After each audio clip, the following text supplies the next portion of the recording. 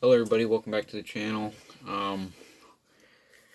So today, which is Thursday, and on Tuesday I was in Matthew, so today we're going to be in Philippians.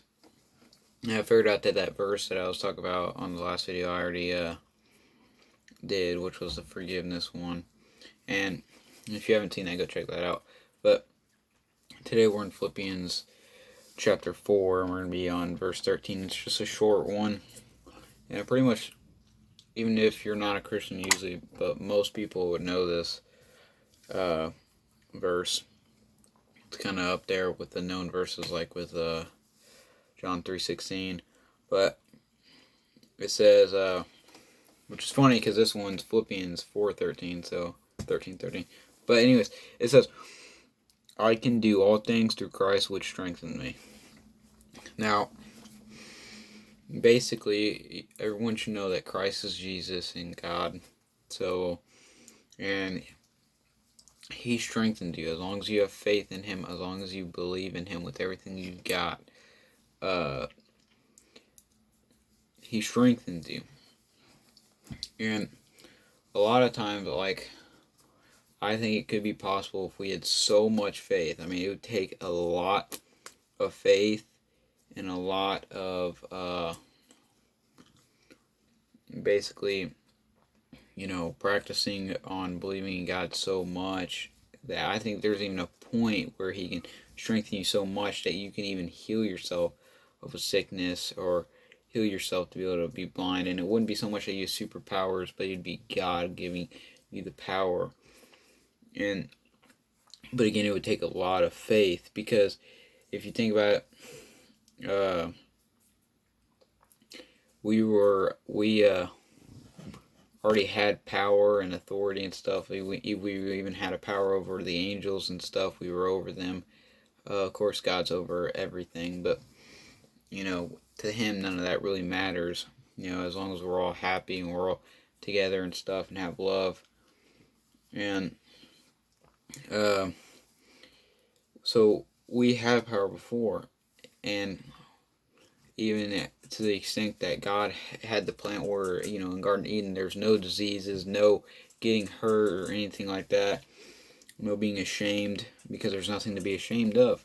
And so we could still have that type of power in us, not like extreme, but it would take a tremendous amount of faith in God. But yeah, that's not the only way He can strengthen you, because there's ways.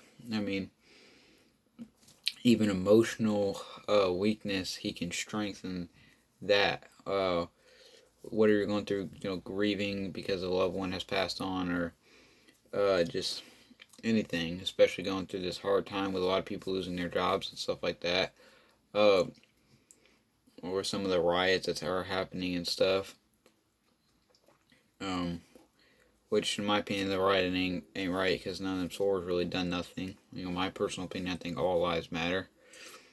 But anyways, back to the subject. He can strengthen you in that emotional way because you're so hurt and it's so broken. And then, even if you have that strong enough faith, you might even find another job opportunity. This one might even be better than the one you had before or something. And He can strengthen you mentally, because a lot of people have mental breakdowns and stuff, so He can strengthen you mentally. And even spiritually is one of the biggest ones, because you're not believing in God, your spirit is weak at that point. It's being tempted all the time and you're just giving in. But you got to be like a stone wall, and let that temptation hit you, not affect you. It's like throwing a baseball at a stone wall, basically. And it may shake you a little bit, but as long as you don't let it affect you, and as long as you just pass by and you just keep moving forwards, because the moment you let temptation in to your life, that stone wall falls and you start to go backwards. And I don't know if you ever fell backwards or anything like that, but I would rather go forwards than to fall backwards, because you don't see anything you're going to hit or anything. You can't really catch yourself.